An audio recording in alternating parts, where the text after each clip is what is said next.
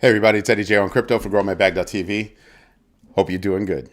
What's good? What's good? What's good? What's going on? So I know that Knox Bill is here.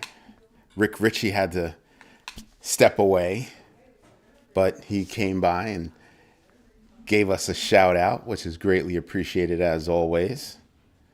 So what's good? What's good? What's good?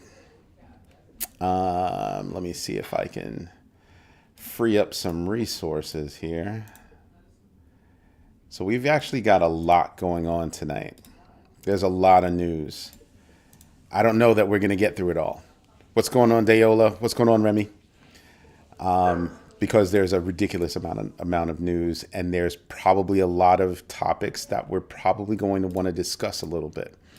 Take a slightly deeper dive into things, if you will. It's been a long day. Long day of testing, looking at code, just working.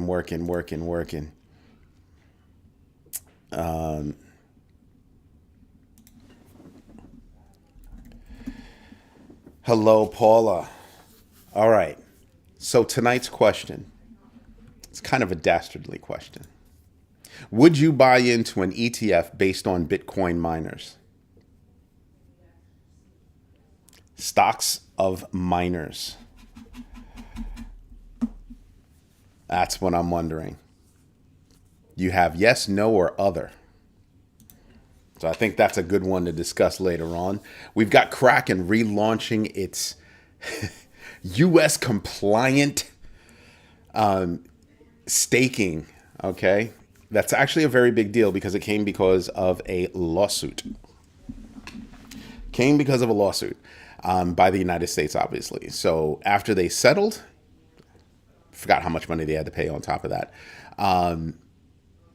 But they came back and they said, okay, we're gonna be able to do this. So their new staking service allows users in 37 states to stake in Ethereum, Solana, Polkadot, and Cardano. And it was a $30 million settlement. Paula, thank you. Glad you did your research. Terracina J, what's up, cuzzo? That's my cuzzo hopping on. I'm glad I didn't have to put her in the corner. I told her I was going to yell at her tomorrow. She didn't hop on and say hello. I appreciate you. Thank you very much. So Paula, say hello to cuzzo. Just cuzzo, okay? Let's see, what else do we have? We've got El Salvador. Remember, so right after El Salvador cut that deal with the International Monetary Fund, it was leaked that they had already purchased some Bitcoin. Then, just last week or the week before last, they purchased, I think, 11 or 12 more Bitcoin. Bianca in his house. Yo, what up, Hutanic? So I had been wondering. I was like, they must have already had the purchases in the mix, and they were like, listen, we're down to do what you're going to do, what you say you want to do, but, we already have this in the mix. And I had said the last time I spoke about it that was probably the case. Well, El Salvador scales back Bitcoin legislation under IMF pressure in exchange for a $1.4 billion IMF loan. El Salvador makes Bitcoin acceptance voluntary, stops tax payments in crypto, and reduces government support for Chivo wallet. I think as soon as they can pay that money back, they'll be very happy, because I think right now they're not pleased that they had to give all that stuff up, because they were literally changing their economy, right? And that's a huge big deal. That's a huge big deal. Because I don't know if you guys know, but El Salvador's economy was not doing all that well. And so they needed to make a change.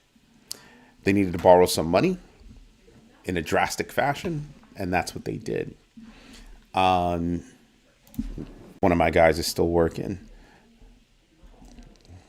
We should chat about that tomorrow. There you go.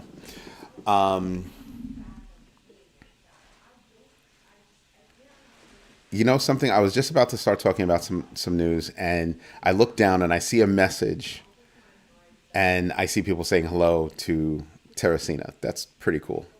That's pretty cool. I love this community. Absolutely love this community. So yeah, El Salvador has a problem, and what I do like is the fact that they didn't fully have to walk away. They were like, we're not walking completely away. You don't want us to support tax payments in Bitcoin. You don't want us to truly support Chivo Wallet. That's fine. But we're not going to do other things like outlaw Bitcoin and things like that, because that's an extreme and they weren't going to take that deal. Now think about that. For $1.4 billion, the IMF alone, the IMF got El Salvador to bend. So imagine in this day and age, $1.4 billion, they're human beings that are worth, I mean, Jeff Bezos probably could have cut that check and not even worried about it. He probably would have forgotten about it. Do you know what I mean? Like, that's a whole country that could actually put that $1.4 billion to work.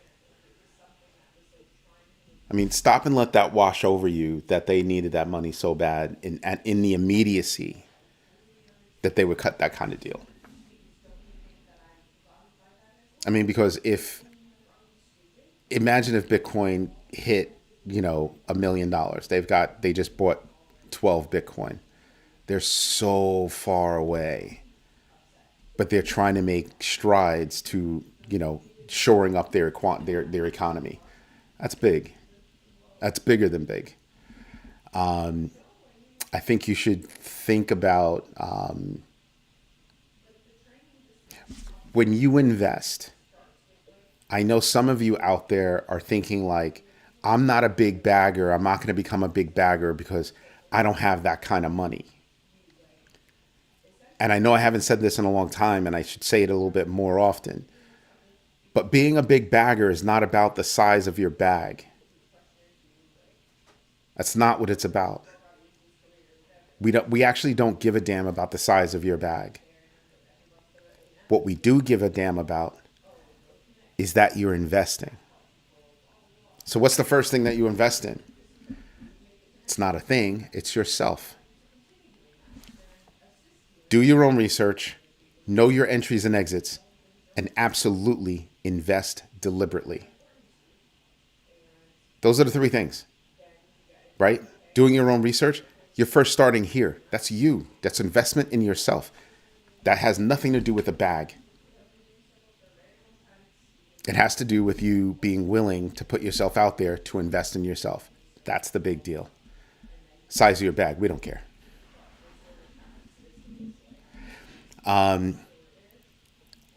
Hutanic, with regard to El Salvador and the $1.4 billion loan, stop and think about it. A private investor, hard money, probably comes with a big interest rate. IMF probably came with a really small interest rate.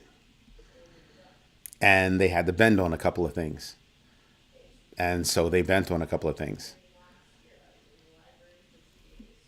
And I'm sitting back and I'm kind of going, well,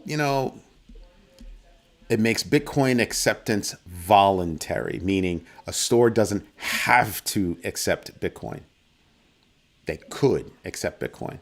I'll tell you what, though, I'm willing to bet that nobody's going to say no, because you'll lose customers. You'll wind up losing customers. VJ, what's good? Missed you, darling. Missed you. Northeast mode, 4x4. What's good? What's good? What's good? So, there's a difference between hard money and soft money, and IMF represents soft money. Hard money is going to a private investor who's probably got way higher interest rates, and that goes for a business.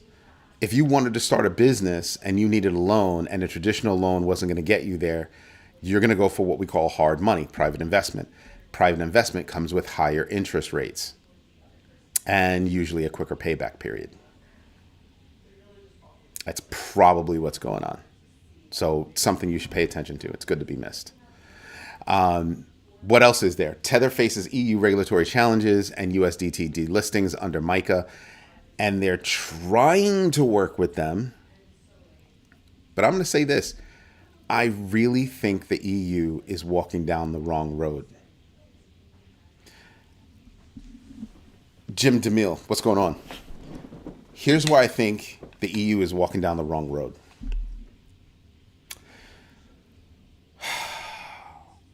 Tether as a stable coin, or USDT as a stable coin,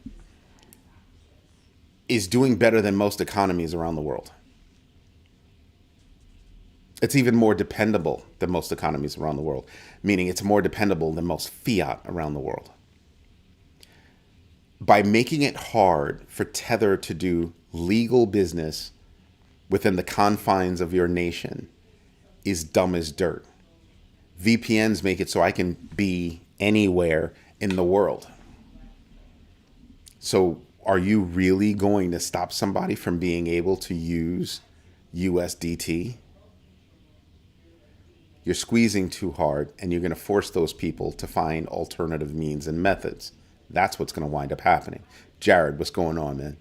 So you start to realize, wow, how much are they going to squeeze, and how much more money are they going to force out of the traditional banking system because of it?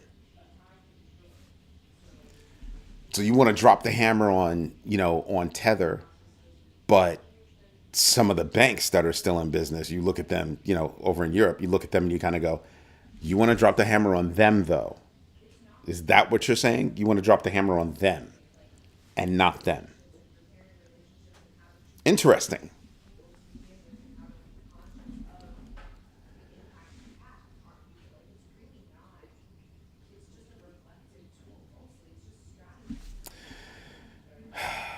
I think that's an inappropriate comment.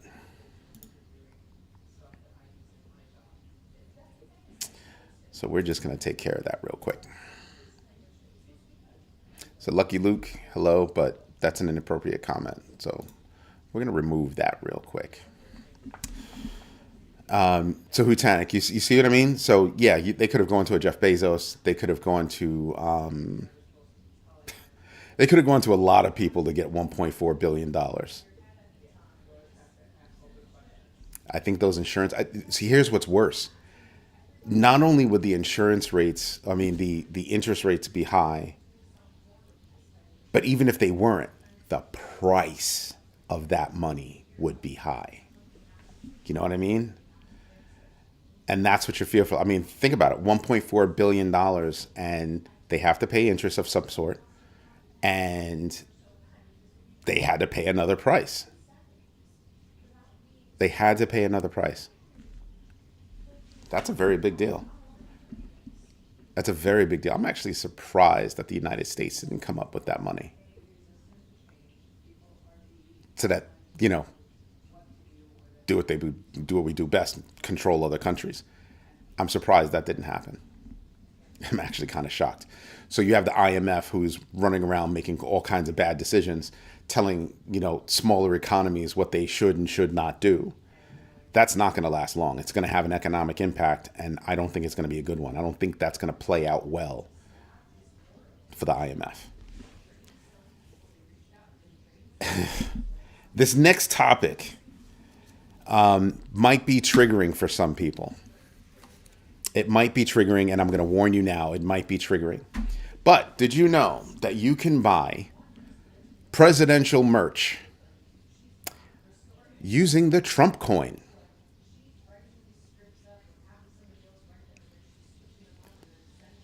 I know there are a couple of people out there that are really not pleased with that statement. But yeah, Trump merchandise websites accept official Trump crypto payments. Trump token initially peaking at $15 billion market cap before falling to $5.5 billion is now accepted for official Trump branded merchandise. Yeah, nobody's surprised. Hutanic, I hate to say it, but yeah, nobody's surprised. I think there are a lot of people out there that are going to start thinking about their choices in life. I think about farmers. I think about warehouses that, move things, whatever. I think about those places because ICE is showing up to warehouses. They're showing up to places of work to snatch people. And that's going to have an impact on the economy. It's going to have an impact on the economy because a lot of those. I hate when I'm talking and I look up and I see a comment and it cracks me up. Oh my Lord. Lieutenant, go stand in the corner. That was a good one. That was a good one. That was a really good one. But it's going to have an effect on the economy. There are a lot of jobs that are filled by immigrants that others do not want to do. Farm work, construction. Ask Florida. They pulled a similar move and they suffered for it. That state suffered. In a major fashion, it suffered over that decision. I'm telling you, we're going to see an impact on the economy because of some of these decisions. And I told you, some of the things I actually agree with, and other things I'm like, oh, you couldn't be but so bad. Here's a thought, and I think a lot of people are going to be triggered by this. I actually do want the president of the United States, whoever's sitting in that office, to actually be successful, because if that person is successful, our country is successful. But I said when the new regime took over, there are going to be rules and regulations and executive orders that are going to contradict what our country needs. And I think we're going to see that. I think we're going to see that in a major fashion. Major fashion. So from an economic perspective, I'm looking at how can I maneuver so that I'm not hurting, right? So if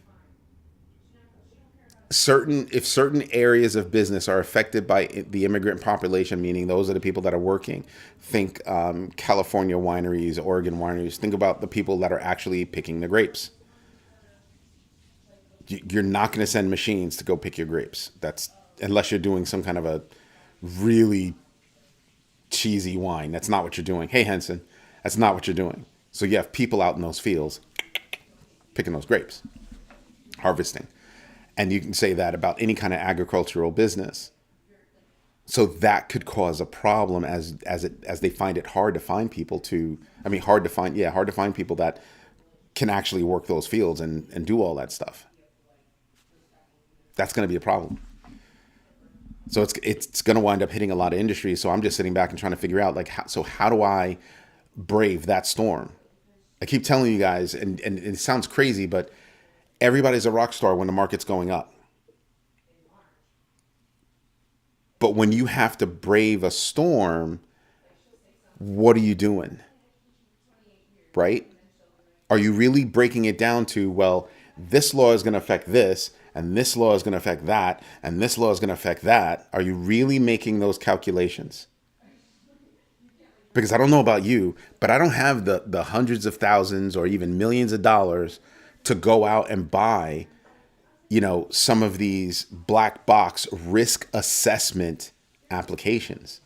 And let me tell you something, it's not necessarily something you're going to run on your computer, on your home computer. You kind of need, servers to do it. We're talking about an immense amount of mathematical calculations, a ridiculous amount. So you want to pay attention to that. Afternoon.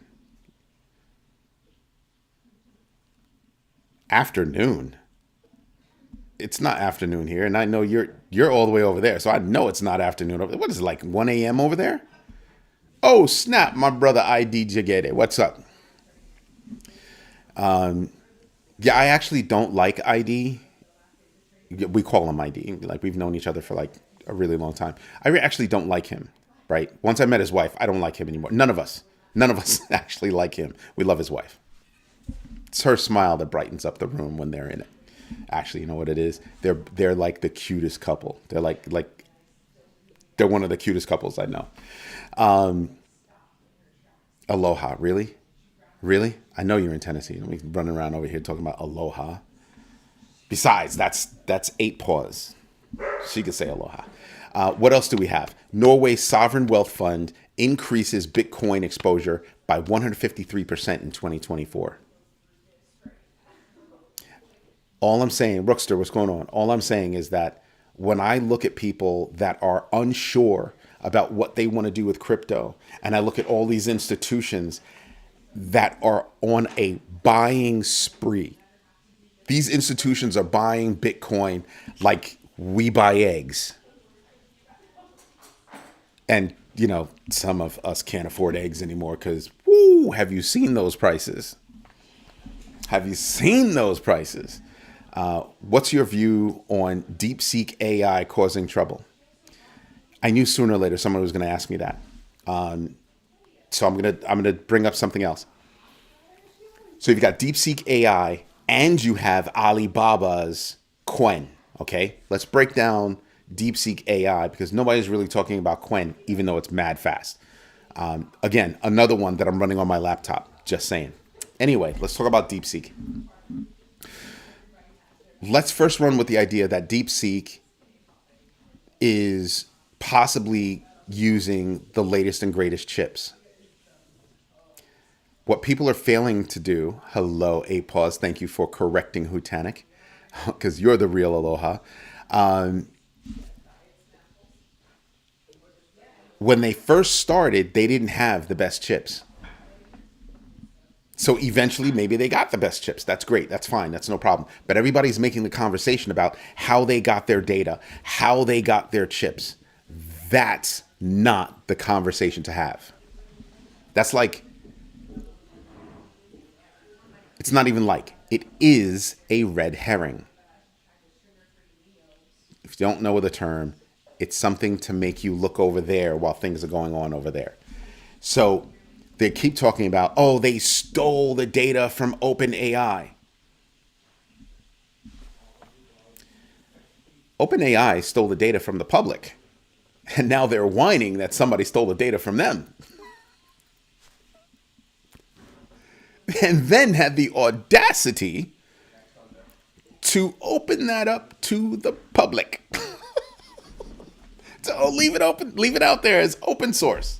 The unmitigated gall. So when I look at DeepSeek and I look at these other companies, I sit back and I go, let's talk about how disruptive this can be. If you have Microsoft Office, and I was talking about this with my cousin, if you have Microsoft Office and you don't get a discount, it costs you about $30.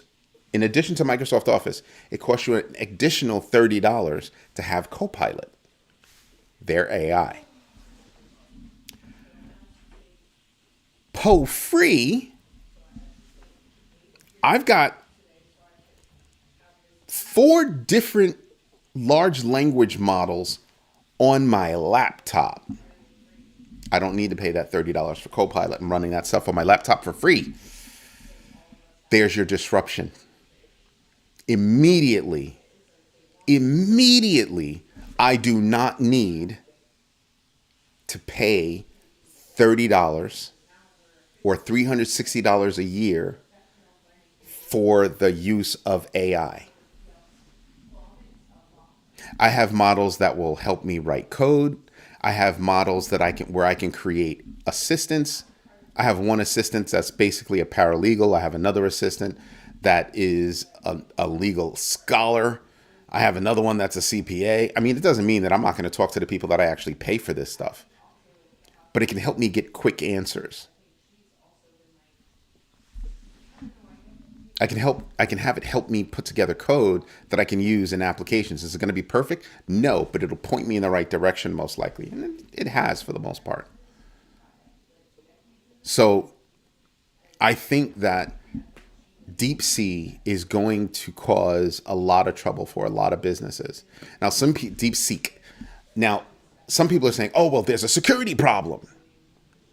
I've got goose egg security problem because I'm running it locally. I'm not using their service. If you use DeepSeek's online service, that data belongs to China. If you run it locally, though, it's yours. Whatever you ask it, whatever you give it, whatever you fine tune it with, that's yours. So the level of disruption is ridiculous. Now, that's from a usage perspective. What else did it disrupt? Well, do I still need powerful chips? Maybe. Maybe. Can I use those chips for a lot of different things? Yes. So NVIDIA is going to come back. Broadcom is going to come back. Not a problem. Easy stuff, right? Easy stuff. But it's going to disrupt that market. From a political perspective, if I tell the world that I developed this using cheesy, CPUs, mind you, I'm on a laptop and I do not have, a really strong CPU or GPU to run this stuff. I have good enough.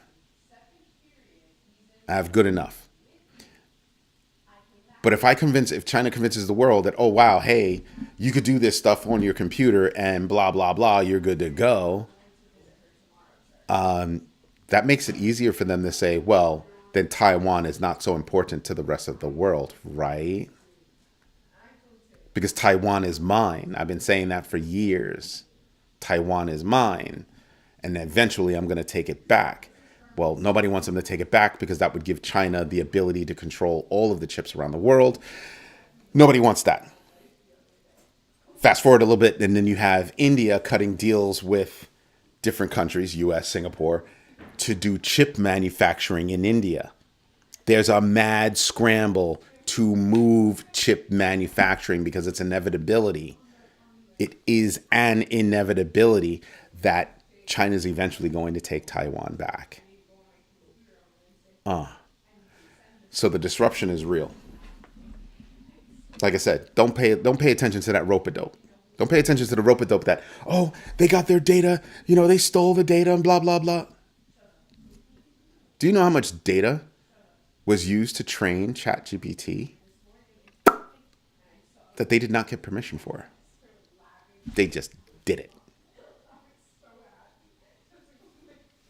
So, yeah, there's that. Here's something that a lot of people don't realize. If you use ChatGPT, that data belongs to somebody and it ain't you. Catching on now? When I use, because I have a subscription to ChatGPT, because I like to compare the front end version, the GUI version, the fine-tuned version of the model versus the API version of the model, right? I like to compare the two when I do things. So the whole team, we've got, subscriptions to both. Now, with those subscriptions to both, on the API side, the software side, where I'm actually writing software to communicate, that data is still mine. On the other side, that data, they're allowed to use it. It's still your data, but they get to use it. Oops. So if you buy my book, Crypto Foundations on Building Multi-Generational Wealth, there's a section in there about user sovereignty. Your information. This is what I pay attention to. El Moon, what's going on? Chemo show, how's it hanging? So yeah, I think about that stuff. I really do think about that stuff. It's China's in 2050. I believe like Hong Kong was, I don't remember the year, bro. Don't do that to me. You better go talk to Google or ChatGPT for that one. I don't know that number off the top of my head. The question is, are they willing to wait until 2050? So the world is scrambling to move their chip manufacturing. That's what they're looking to do. So imagine if whole scale they take their equipment with them. They take their people with them. Crazy, right? Sounds insane. Could happen. So when you look at DeepSeek and you look at Quen, and by the way, Quen is way faster and DeepSeek is fast. DeepSeek is fast and Quen seems to be faster.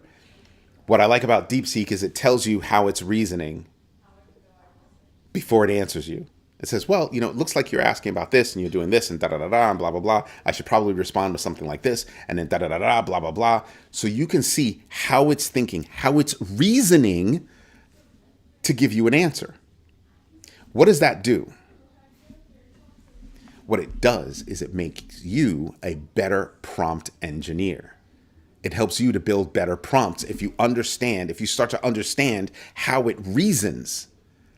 Holy crap, holy. So imagine that. Powerful. So everybody else is going to have to scramble to catch the hell up. I keep bringing this up, but I hope you guys get it. Remember Iron Man?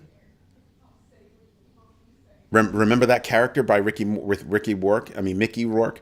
And in the comic books, his character's name is Whiplash. Tony Stark was like, oh, everybody's, 10 years behind me. They'll never catch up. And here comes Whiplash rocking his same technology. You built it in the cave and you got cocky and you didn't think somebody else could build it in their garage. Well, they did. Even if you say, well, they used illegal chips, that's a different conversation. Oh, they stole our data that you already stole. That shouldn't even be a conversation. Just saying.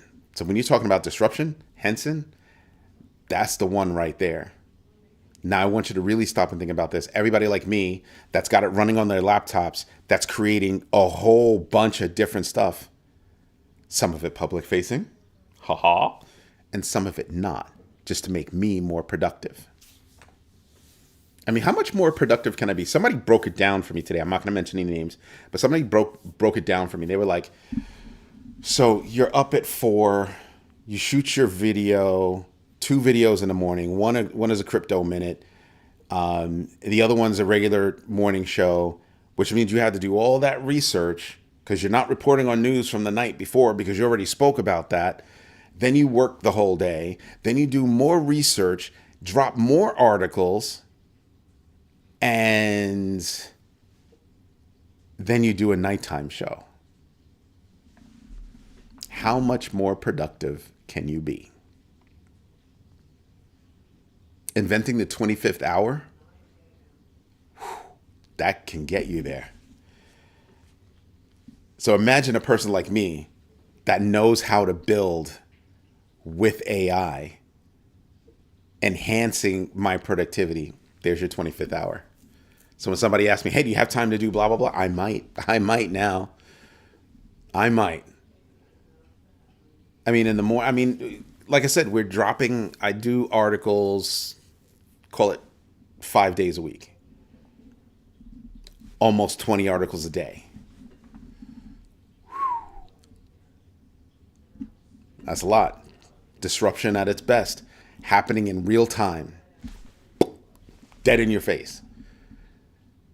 So when I talk about, so what can we think about in that regard? I think about D-Pins.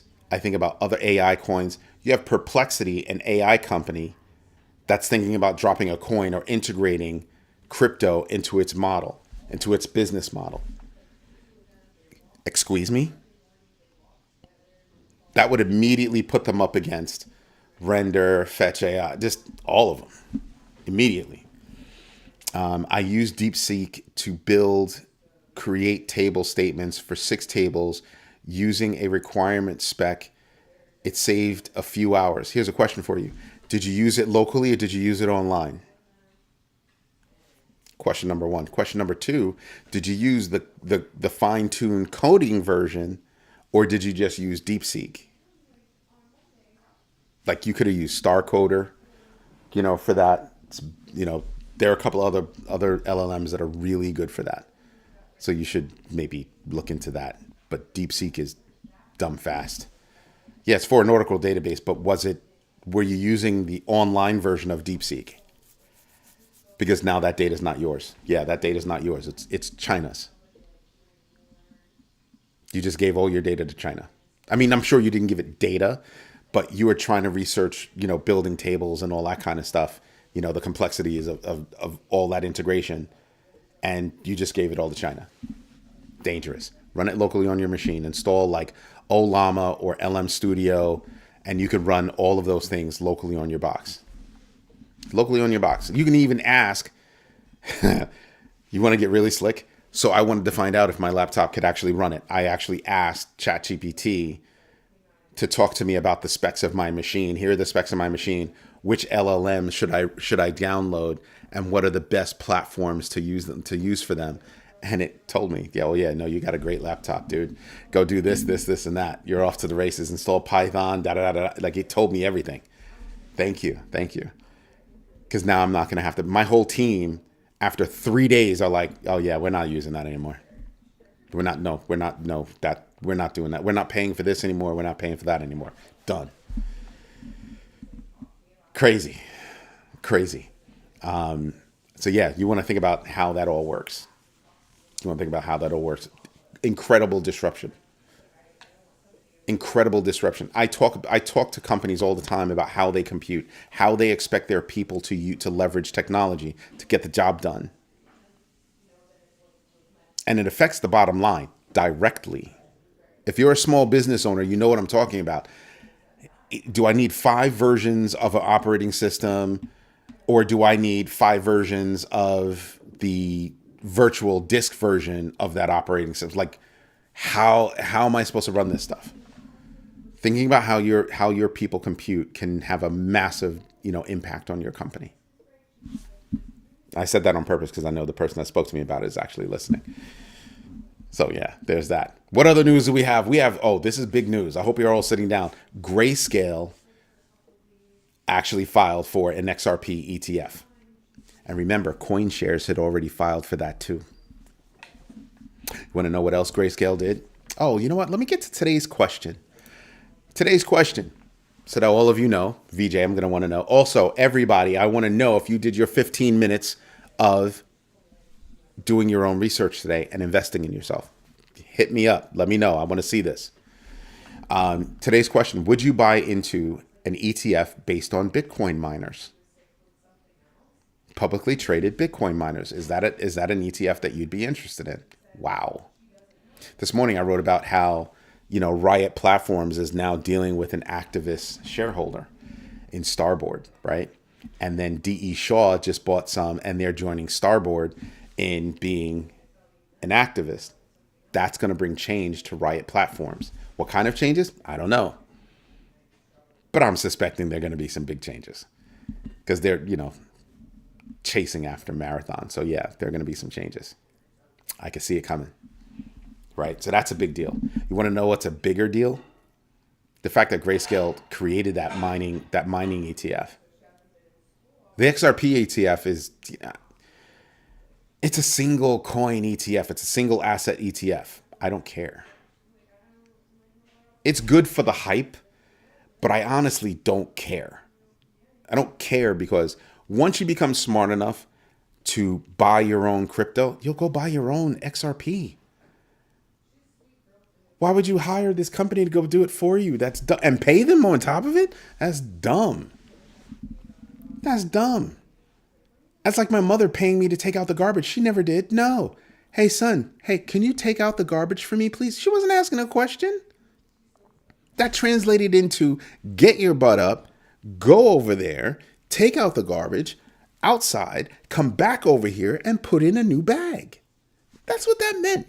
And I was not going to get paid. I got paid. I had a roof over my head. I had food in my stomach. That was the payment. Go do that.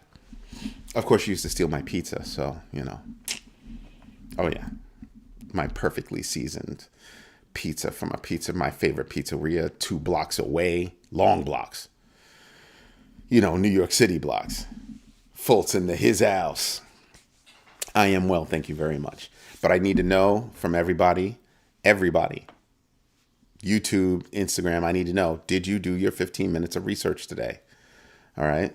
Circle integrates USDC on Aptos blockchain. That's cute. I know I'm obnoxious. That's cute. It's good for Aptos. I do not hate Aptos. I made my money off of Aptos and then I dumped it. I rebalanced and that was it. Thank you. but no more, please. But the Circle is trying to integrate wherever they can. RLUSD, I don't know if you guys saw the news, but RLUSD hit $3 trillion in transactions.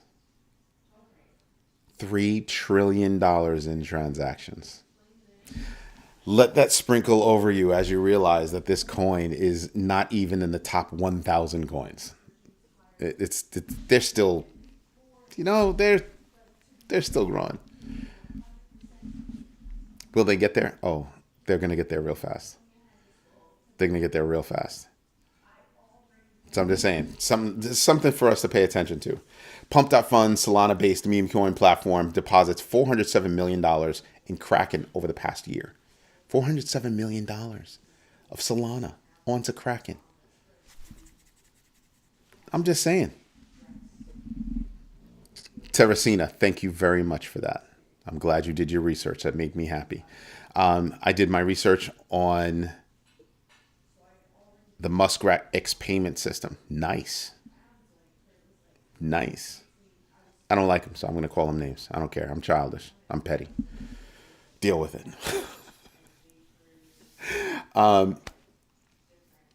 Perplexity. Oh, no, I'm wrong. Ripple's RLUSD stablecoin hits $3 trillion in trading volume in 1 month, with 2.84 trillion traded in January, contributing to a stablecoin market cap reach of 215 billion. 215 billion. What? Oh, contributing to. Okay, yeah. Of which there are only one. Carino Dominic, what's good? So then you have Perplexity, like I said, Perplexity, an AI platform, and this is I'm still kind of wondering what they would do. They're looking to integrate a coin.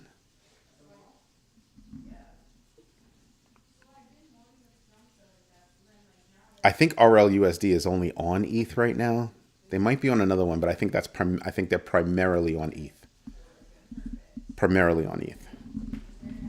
Because I can't remember off the top of my head if they're any place else. I know they're on ETH. But I'm just thinking. I just keep thinking about this whole. Imagine if Perplexity introduced a coin, and how they would use that coin. Because it would be a real coin. It wouldn't be a meme coin. They're not talking about creating a meme coin. They're talking about creating a real deal coin. So that's what's interesting to me. Because that could be a big deal. That could very much be a big deal. Because sometimes I wonder, what does AI have that is pretty unique? The generation of content, the checking of content, the review of content. There's all of that stuff around content. The idea that that you can take an idea and explode that idea out further than yourself. The review on tokenization that it can lend. So how would you and why would you integrate a real coin if you were a company like Perplexity? I'm not saying they shouldn't. Excuse me. I'm actually saying that's an interesting thought. So Henson, that would for me be another layer of disruption. It's that ripple effect that's happening. That's mad crazy. Something else about AI is, I don't know if you guys know, but my company, we actually are a Microsoft partner. And so we build Microsoft applications, we build Microsoft, just solutions. So imagine if somebody gave you a button that fit into Microsoft Word, Microsoft Office in general. You only need the two, right? Microsoft Word, maybe Outlook, and Excel. Those three, you're done. You don't need anything else. Here's a button that opens up a window that can look at the content that you have on your page and give you suggestions on the fly, using an AI that's locally on your machine. You know how long it would take to create something like that? Not long. Without AI, not long. With AI, faster.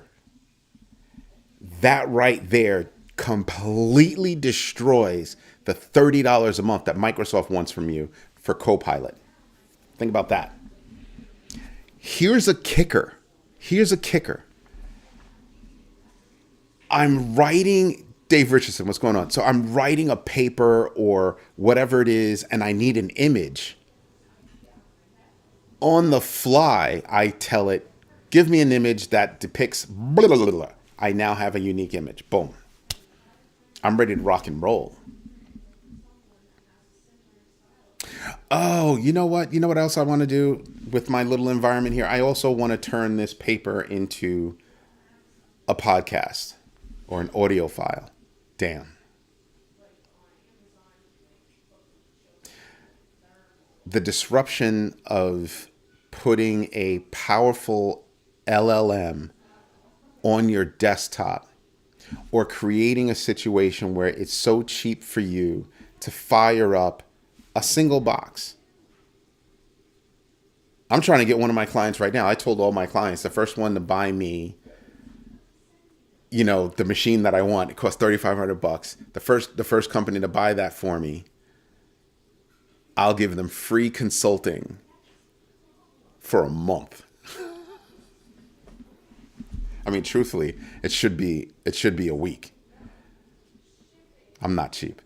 But free consulting for a month, X number of hours per week, because that's what they really need. Nobody actually needs you to cram in all those hours into a week. They really just need you X amount of time for a month. That's how I figured it out. But imagine if you did that. First free for a month. Got you. Not a problem. There are people out there that have been dying to get me to consult for them, my team to consult for them. And they're like, well, I'll pay you. I'm like, here's a way that you can pay me. I need that. I once took a consulting opportunity with, I don't know if I should say the company name, with a major company. And they were consulting a larger company to try to get the business. And they were like, how much? How much would it cost for us to do it? And this is just a funny story. I said, 40. And they have 40? I was like, 40? I'm not moving for anything else. Okay. I was thinking 4,000, 40. And they gave me 40 grand. I got the check and I was like, I better do a good job. It's like 15 years ago. Yep. And when I was younger than that, whenever I took on a new contract, I would say, I'll take the contract. Here's my rate plus this. And the plus this was always a computer. And it was my mother's fault. It was my mother's fault. She used to work at a law firm. And this law firm, they go through upgrade cycles. And one of the new computers fell off a truck. She was able to get the computer for $60. That was my first laptop. Boom, for $60.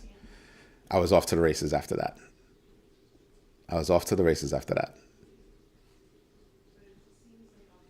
Right there, born my consulting company. True story.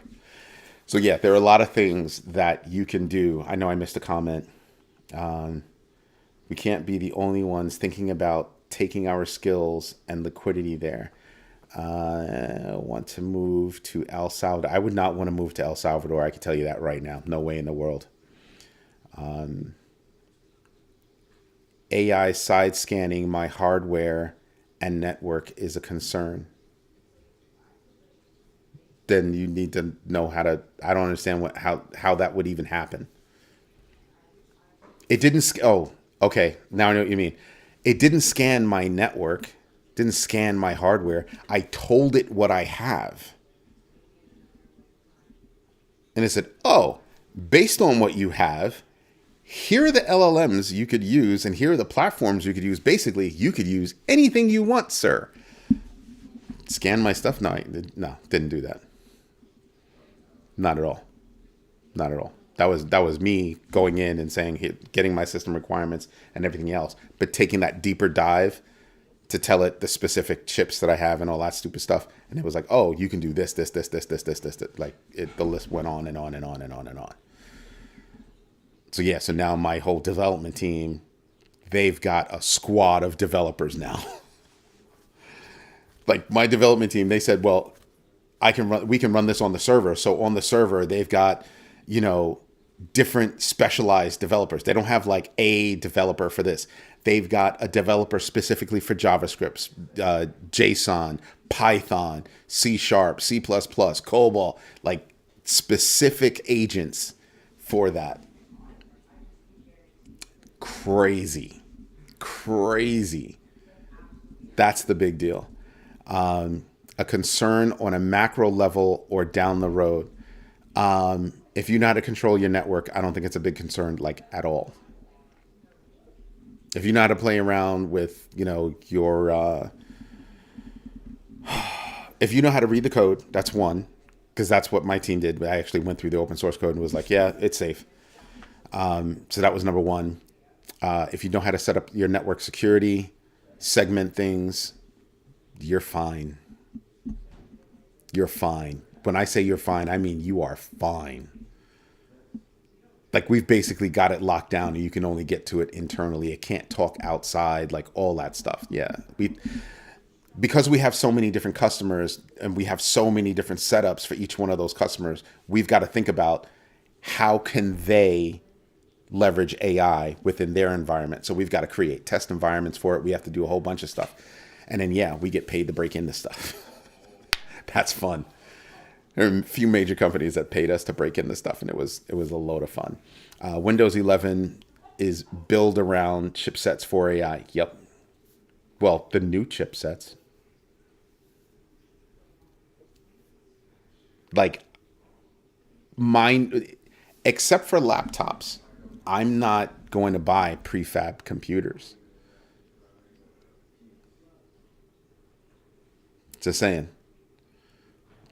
So when you do your own research, the reason why I'm getting off on this technology tangent is because as you do your own research, there are tools out there that can enhance what you're doing.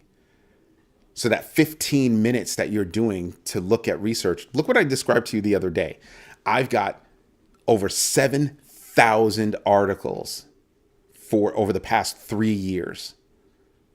I've got historic information. So imagine I write an article about, pick one, about render, let's say. As I'm writing that article about render, I can have an agent understand the core of this article and go out to my own content, creating a timeline of that content and give it to me right there as I'm typing my document.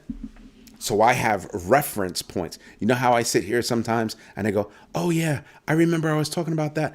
And I hit my notes and I go, oh, when was that I was talking about it? AI would do that for me on the fly. Bam, here you go. And then I can say, oh yeah, well, you know what? Give me an image that will demonstrate or epitomize that timeline.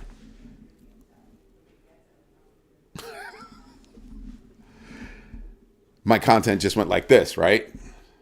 My content just went next level. But imagine 7,000 articles over the past 3 years. 7,000 articles. Damn. I mean, I didn't write them all. I mean, other people wrote some articles, but just my company, 7,000 articles. In 3 years. Hom's House was good. I'm enjoying the AI utility talk. Thank you. And like I said, the reason why is because you start to realize how you compute, and you start to realize, holy guacamole, because I don't want my mother to slap the nonsense out of me. You realize that your time means something. Your time is worth something. So if I can increase the productivity in that same amount of time, I'm saving money, I'm saving all that. And depending on what I'm freaking researching, I could be making money on that.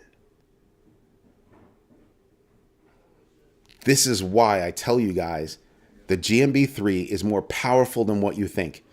Do your own research, know your entries and exits, and absolutely invest deliberately. When you start thinking like that and you start applying it, like I went over it with my son this evening. He was like, Dad, you were going to tell me something last night, but I was too tired. Remember, you were supposed to remind me today. I was like, yeah, the GMB3. And he was like, oh, we spoke about that before. I said, yeah, what is it? He goes, oh, I forgot, Dad. Do your own research. Yeah. Okay, so do your own research, know your entries and exits, and absolutely invest deliberately. Yeah, but how can I apply that besides money? I said, what do you invest in? What do you invest?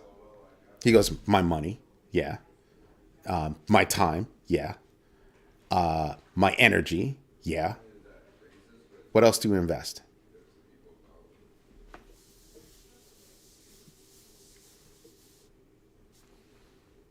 That's what you invest. Two of the most important things that you could possibly invest. So do your own research, know your entries and exits, and absolutely invest deliberately. Because if you don't want to invest deliberately, then you should not be investing. That's what's up. Draw me a picture. You almost got me. Go back in the freaking corner, sir. Where's patient one? You almost got me with that. Oh, that was so good. You almost got me with that one. Just hilarious. But yeah, I mean, when you start doing your own research, I mean, you couldn't have had a better question than that. You know,